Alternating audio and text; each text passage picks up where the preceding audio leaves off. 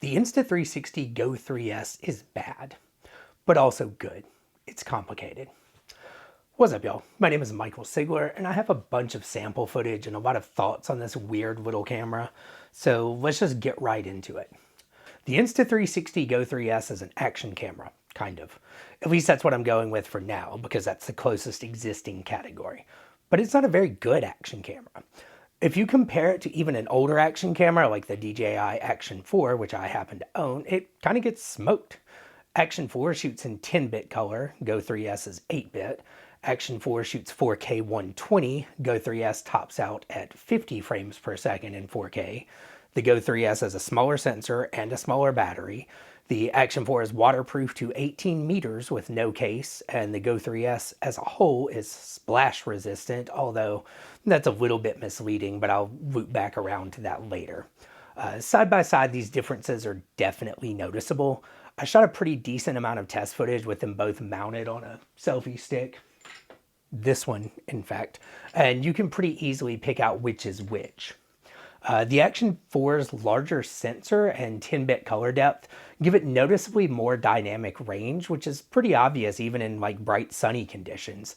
You get a lot more of the details in the sky, like clouds and stuff, while the Insta360 camera is more just blown out.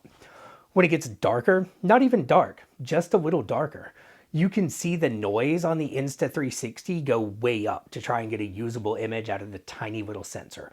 And it doesn't have to be like outside at night to see this. Just normal indoor lighting is low light to most action cameras. The stabilization also falls apart in anything other than pretty bright sun and starts to get blurry and crappy. I mean, all action cameras do this, it's just how digital stabilization works. But because the Insta360 Go 3S has a smaller sensor than other action cameras, it happens sooner and in lighting conditions you wouldn't even really consider low light.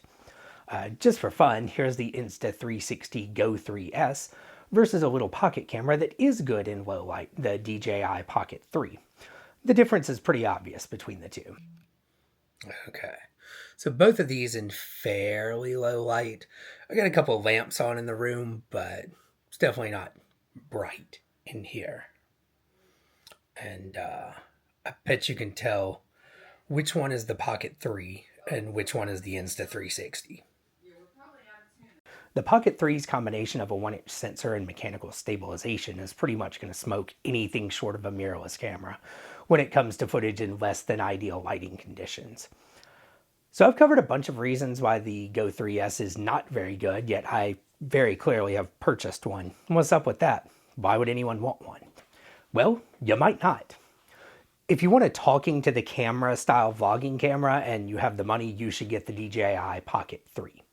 If you're doing classic action camera things and you want a camera to mount to your mountain bike or motorcycle helmet or surfboard, you should just get a regular action camera, like the DJI Osmo Action 5 Pro or Insta360's own Ace Pro 2, both of which are stupidly named. If you want to do some weird shit, you're gonna like some of the more unusual features of the Go 3S. So basically, the cool thing about this camera is that it comes apart. The actual camera is this tiny little dude. The rest of it has some stupid marketing name, the Action Pod, which I'm not going to say, but it's basically just a charging dock and remote, so I'm going to call it a dock. The fact that this camera is so lightweight and tiny gives you some really cool mounting capabilities, and with those comes the ability to capture some shots and angles that would otherwise be either very cumbersome or in some cases just totally impossible.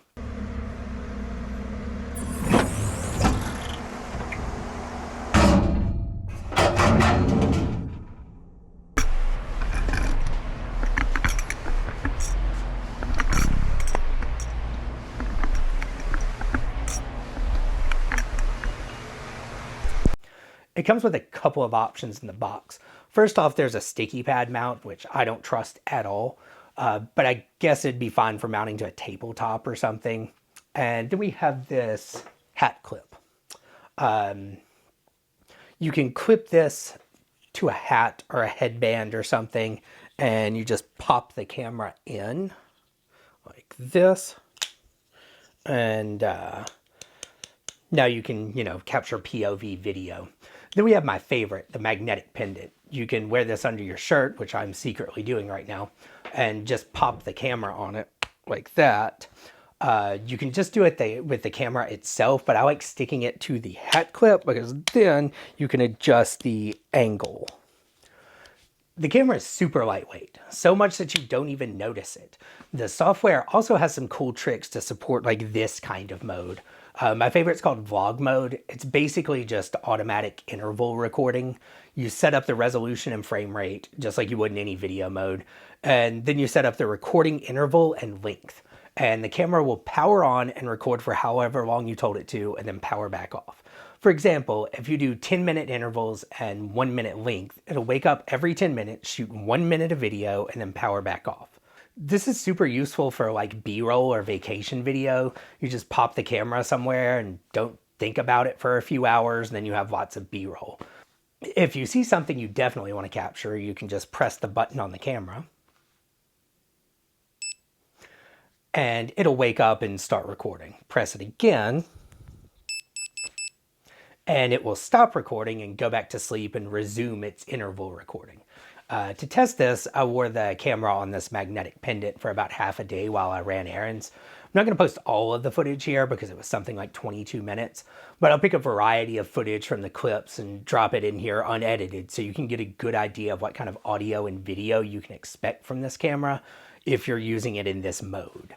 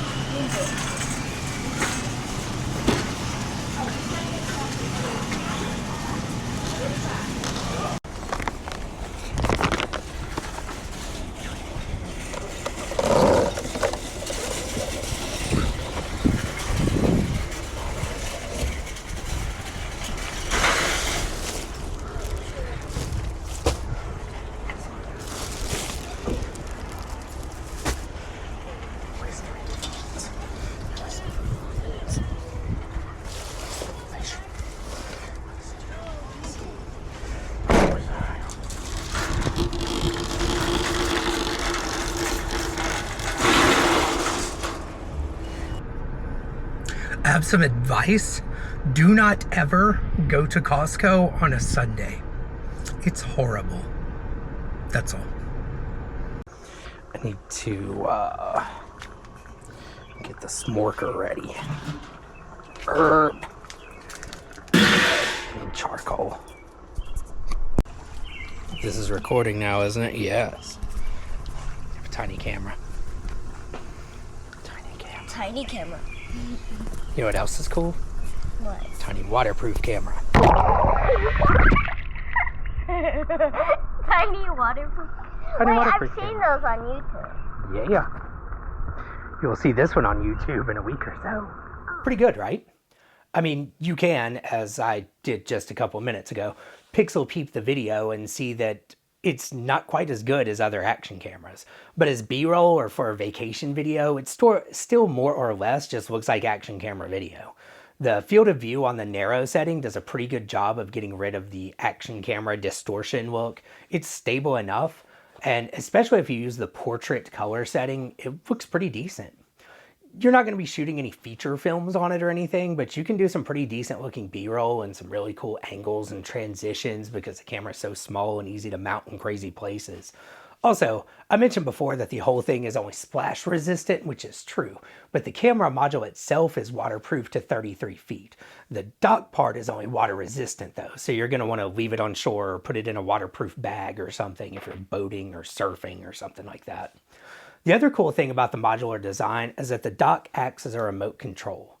You can mount the camera somewhere, then use the dock to power the camera on, check your framing, change recording settings, start and stop recording, etc. So if you have it mounted to your head or your chest, you can use this screen to adjust the angle. Technically, you can do this with most action cameras via the app, but at least on iOS, this involves an annoying pairing process that takes about a full minute. It's not very cool for walking around. The dock, on the other hand, as you just saw, pairs to the camera within a couple of seconds of waking up. The main reason I bought this camera is a weird one. As you might know, I make camera videos for YouTube, and I feel like my videos would be better if I had some more like B-roll of me actually using the camera or lens or whatever it is that I'm talking about.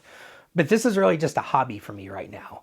And a lot of times I go out and test camera gear in the middle of the day while I'm out doing stuff for my day job as a car dealer. Most of my downtown sample shots from the 28 to 200 video are not from like a leisurely photo walk, but from me walking from the parking lot to the county clerk's office when I was dropping off titles. I can't really get someone to come with me to work just to be my camera operator for 20 minutes. And I unfortunately have to keep my day job for now because none of you have come through for me and convinced a couple 100,000 of your closest friends to subscribe to my channel and watch every video in its entirety and click on all the affiliate links and buy stuff. As such, B-roll is kind of a challenge for me, but I think this camera will do a pretty good job of solving that. I ordered a cheap cold shoe to quarter 20 adapter, and then I put the little stand mount, the mount that goes onto the stand, which is, where's it at? Let's find it. This dude, on the quarter 20, and then I can stick the little camera on my camera. My theory was that this would give me some more interesting B-roll and make the sample photos in my videos a little bit more interesting to look at, since you can see me like taking them from my point of view and kind of get more of what I'm looking at when I take the photo. Obviously, I needed to test this, so I mounted my unholy camera mount to my S9 with the Sigma 35 f2 on it, and plan to find some time to sneak away from work and try it out versus this magnetic pendant mount. It didn't exactly work out thanks to a poorly timed severe thunderstorm, so I had to improvise with some footage from around the shop. My insane camera mount was pretty good, but really only if you're going to be shooting exclusively in one orientation. Okay, so this is camera mounted camera. Got the Go 3S mounted to the S9. Lots of S's. Let's take some pictures. Let's bother Scott.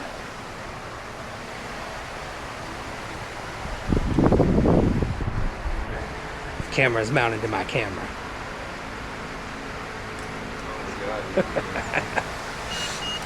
My test subject, Scotty. Yeah, I know. There we go. Let's go. So it's very rainy. Yeah, some. That'd be a cool shot. It needs to be more perfectly square. Hold on. There we go. And got my Jeep going pretty good. Let's get a picture of it. Okay, the only problem with this is going to be if I want to do portrait photos. So I would need to, let's see, rotate this, then rotate that, and then I should be able to put portrait photos. Okay. It gets really fiddly really fast to try and turn the Go 3S around. Like if you've got it mounted like this on a camera, but then you're going to turn your camera to portrait, you have to do that so that when you turn it, now it's in landscape again. And that was just kind of an ass ache, to be honest. The magnetic pendant mount seems to be the way to go here. Okay, I feel like this is probably going to be the way to go. This is on the magnetic pendant mount. So the cool thing about this is that I can change my camera orientation and my other camera orientation stays the same. So like, also you can see my screen a little bit when I'm composing. So I'm going to try to do some similar shots. There we go. One of the Jeep.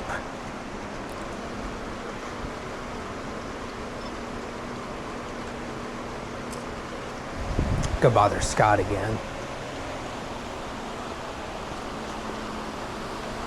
Rain stopping briefly. Alright, see how this goes.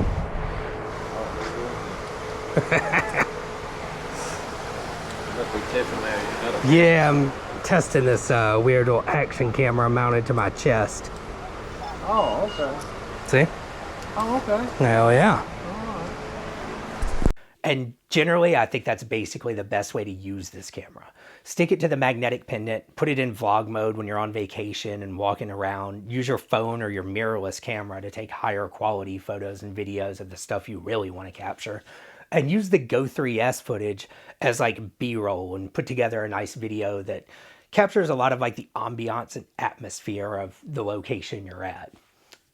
I'm going to use it fairly soon to do a photo walk style video, and I'll call out in that video that I'm using the Insta360 Go 3S for the POV video. So subscribe to my channel if you would like to see that sometime in the hopefully near future, depending on weather.